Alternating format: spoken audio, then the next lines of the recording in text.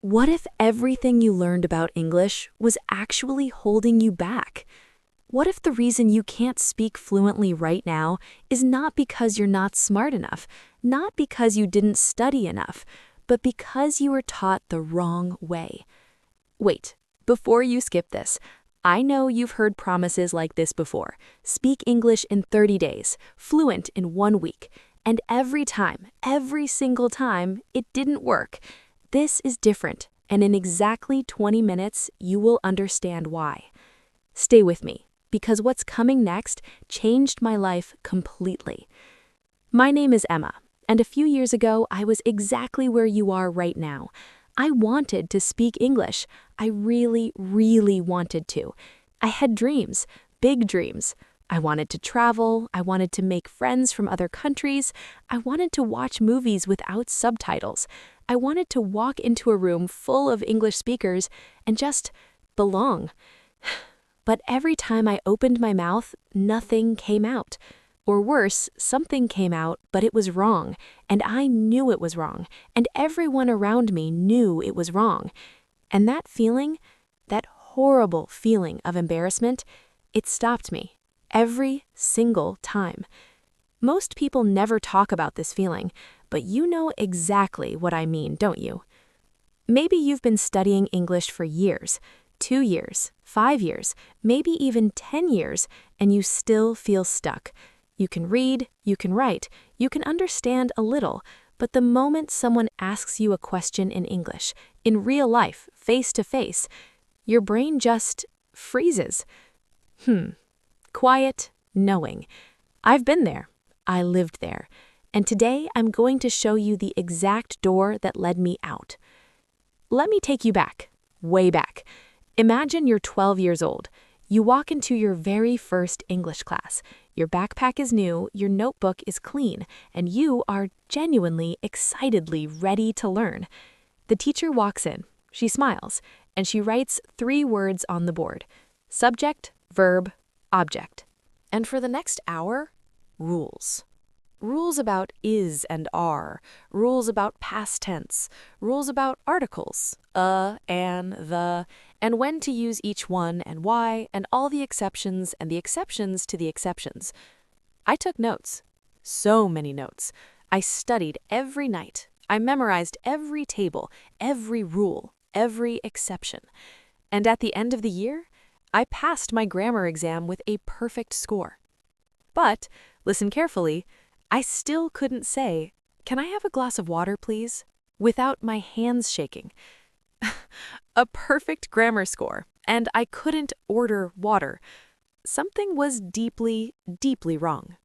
And here, right here, is where most people give up. They think, I'm just not talented at languages. They think some people are born with it and I'm not. But that's not true. That is not true. And I'm going to prove it to you right now. Wait, this is where everything changes. Here's what nobody told me, what most English teachers never tell their students, what the entire traditional education system gets completely, fundamentally wrong. Grammar is not language. Grammar is not language. Grammar is a description of language, a set of rules that scientists created after the language already existed to explain how people speak. Think about that. When you were a baby, did you study grammar? Did you memorize tables? Did you learn the difference between present simple and present continuous?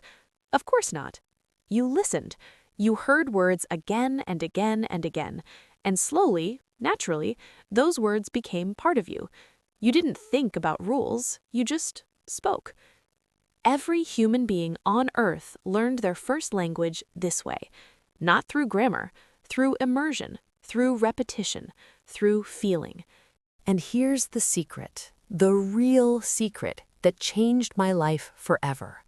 You can learn English the exact same way. You already know how to do this. You did it once before. Now let me tell you about Sophia, because Sophia is the reason I'm sitting here talking to you today. It was my first week at university. I was nervous, quiet, invisible, the way you feel when you arrive somewhere new and haven't yet found your place. And then I saw her, Sophia, from Brazil. 2 years of English, laughing with the American students, making jokes, telling stories, gesturing with her hands, leaning in close, completely at ease. Her grammar wasn't perfect, not even close. She made mistakes, real, obvious mistakes, but nobody cared. Nobody even noticed because she was present. She was alive in that language. And I watched her, and I felt two things at exactly the same time. First, I felt inspired. Second, I felt ashamed. 6 years of studying English, 6 years of grammar books and tests and perfect scores, and this girl, 2 years, was 10 times more fluent than me. Most people would have walked away. I walked toward her. I found the courage to approach Sophia. My heart was racing. I said, in Portuguese, "How did you learn to speak English like that?" And she smiled, and she said something I have never, ever forgotten. She said, "Emma, I stopped studying English. I started living in English." I didn't fully understand what she meant, not yet, but something inside me shifted, like a door had just cracked open, just a little, and light was flooding through. And then she said something else, something that made me laugh and, later that night, alone in my room, cry. She said, "The fastest way to become fluent is to be willing to sound stupid." Be willing to sound stupid. Write that down. Not forever, just at the beginning, just long enough to break the fear, just long enough to let the words come out, imperfect, messy, real, and discover that the world doesn't end, that people are kind, that connection still happens. That night, I made a decision. I closed my grammar book, I put it at the back of my shelf, and I said, out loud, to nobody but myself, "Not tonight. Tonight, I live in English." I turned on an American TV show. No subtitles, just sound. I didn't understand everything. I didn't understand most of it, but I kept going. And after about 20 minutes, something strange happened. I started to feel the language. Not understand it, feel it. Like music. Like the rhythm of the words was becoming familiar. Like my brain was quietly, secretly, without my permission, building a map of English that no textbook had ever given me. Wow, barely a whisper. And that feeling, that is the beginning of fluency. Remember that.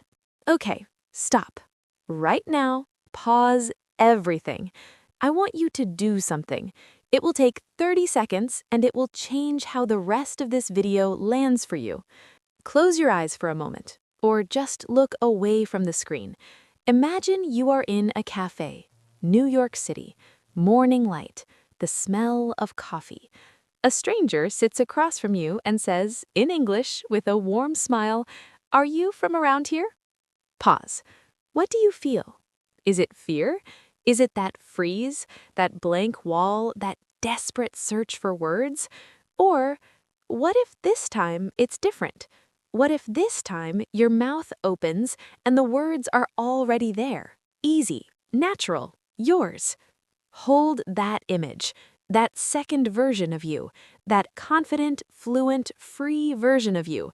That person is not far away. They are much, much closer than you think. Now, let's build that person, phrase by phrase, starting right now. I'm going to give you real phrases, phrases that real English speakers use every single day.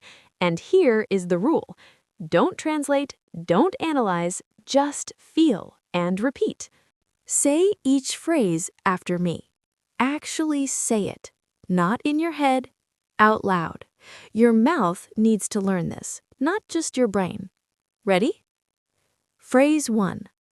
I don't know, but I'll find out. Pause. Say it out loud. I don't know, but I'll find out. This phrase is magic. It keeps you in conversations when you're lost. It buys you time. It shows confidence and honesty together. Use it this week in any conversation, English or not, where you don't have the answer. Let your mouth feel it. I don't know, but I'll find out. I'm sorry, I didn't catch that. I'm sorry, I didn't catch that. Not, I didn't understand. I didn't catch that. That's what native speakers say. That's what you say now. Is there anything else I should know? Is there anything else I should know? This phrase makes you sound advanced. Instantly, it signals curiosity, intelligence, engagement. In a hotel, a restaurant, a job interview, this one phrase opens doors. Is there anything else I should know? 6 phrases, real English, already inside you now. Now, listen carefully, because what I'm about to share is the part most language videos completely skip, and it's the part that explains everything. Your brain does not learn language by memorizing rules. Your brain learns language by pattern recognition. Every time you hear a phrase, every single time, your brain quietly files it away, notes the context, the emotion, the situation, and the next time something similar happens, your brain doesn't run through a grammar checklist. It says, I've heard something like this. I know what feels right. That feeling, knowing what sounds right, that is fluency. Not knowing rules, knowing what sounds right. And the only path there is exposure, input, immersion. Never grammar, never. Wait, we're at the halfway point, and I need to tell you something. Something I didn't plan to share.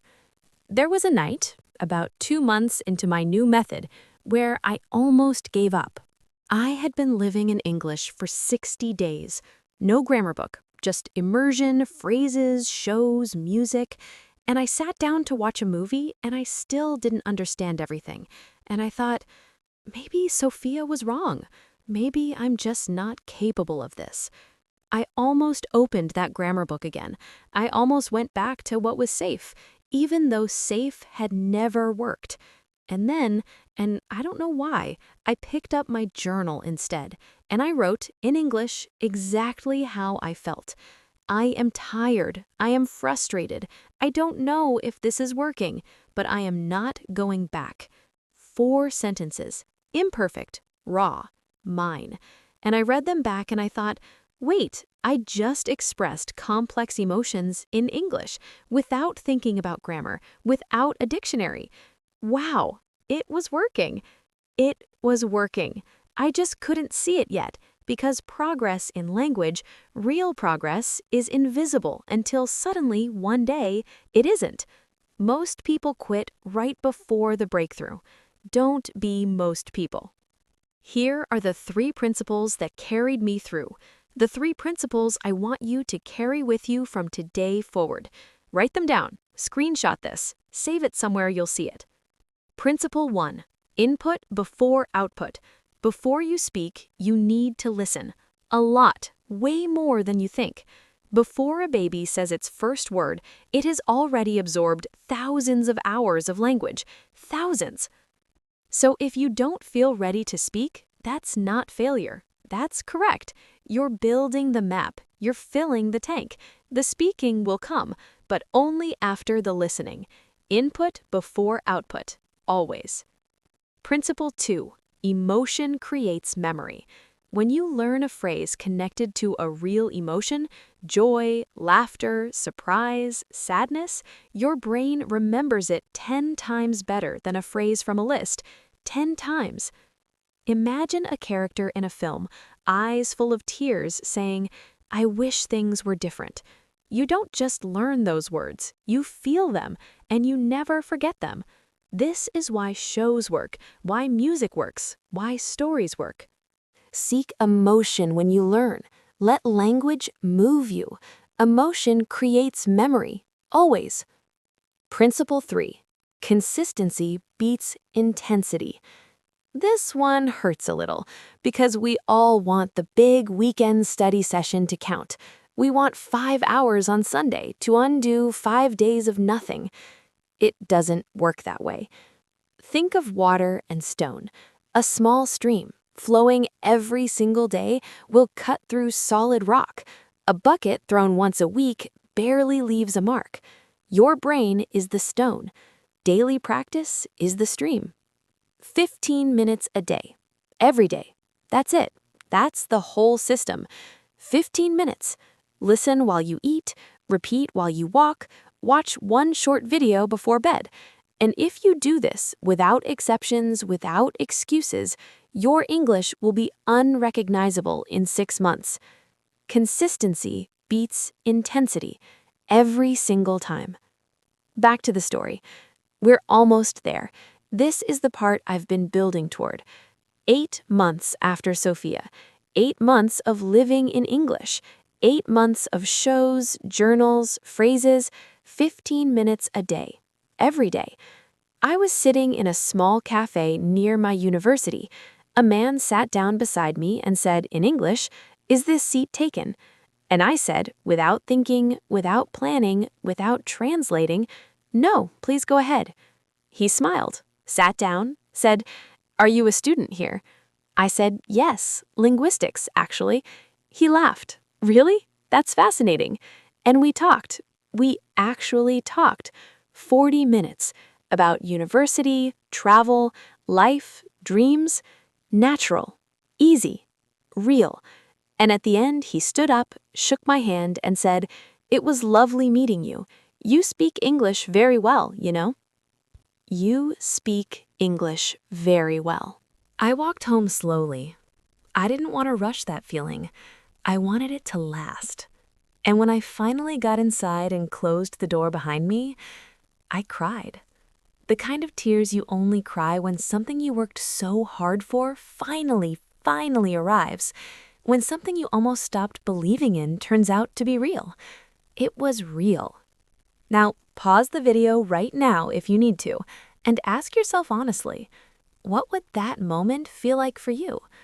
What would it feel like to walk out of a conversation in English, a real conversation, and know that you were there, that you were present, connected, understood? That moment is available to you, not in 10 years, sooner than you think.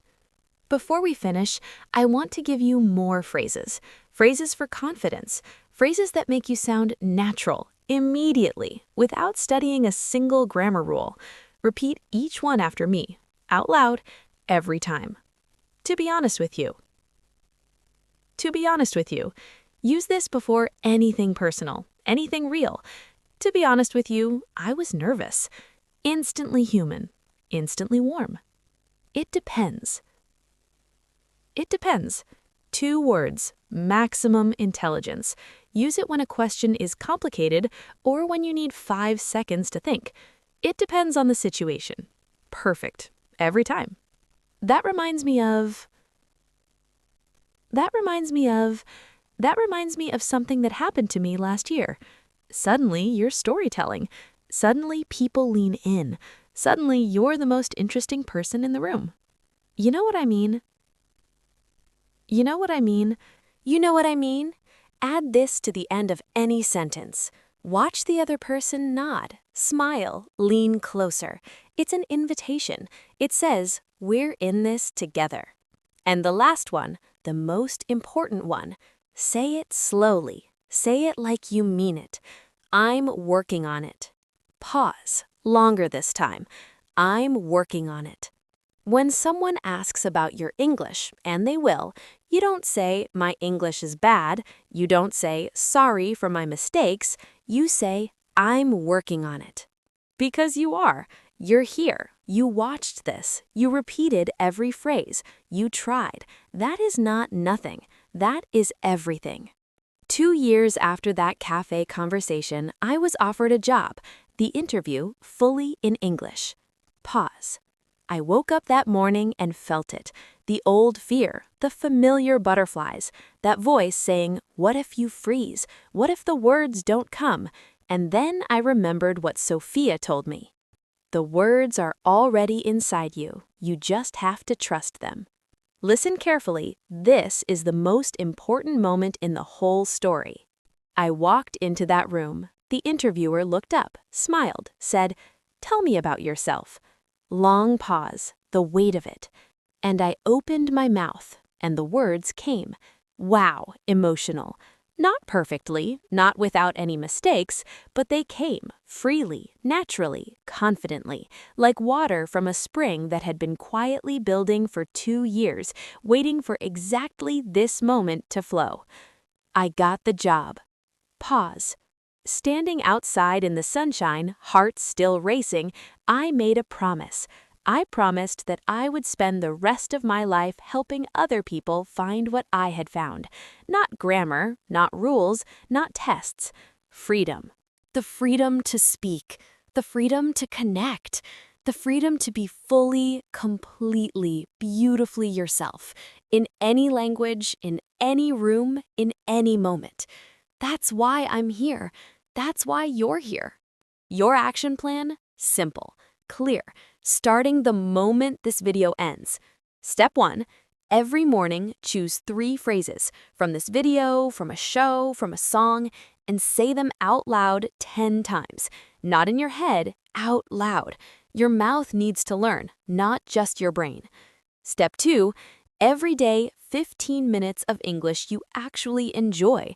A show, a podcast, music, something that makes you feel something. Step 3, once a week, try one real conversation in English. 5 minutes, imperfect, especially imperfect. And step 4, be kind to yourself. You are not behind. You are not failing. You are learning. And learning is not a race. It is a journey.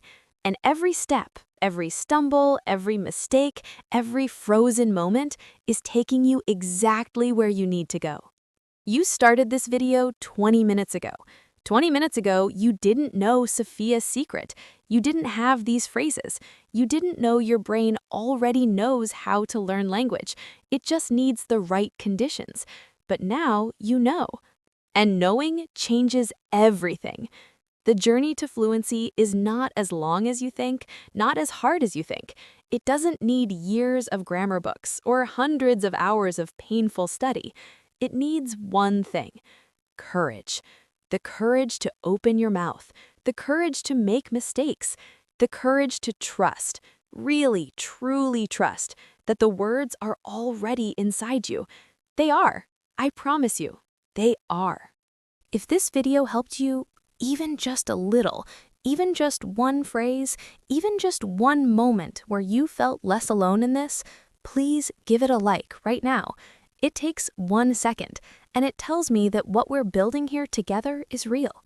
If you're not subscribed yet, please subscribe. Not because I'm asking you to click a button, but because every week I create videos exactly like this one. Real stories, real phrases, real methods designed for people exactly like you. And I don't want you to miss what's coming next. Leave me a comment below. Tell me, which phrase are you going to practice first? I read every single comment, every one, and I will reply to you personally because you are not a number to me. You are someone who showed up, who tried, who wants to grow, and that matters. This is Emma, and I'll see you in the next video. Keep going. You're closer than you think.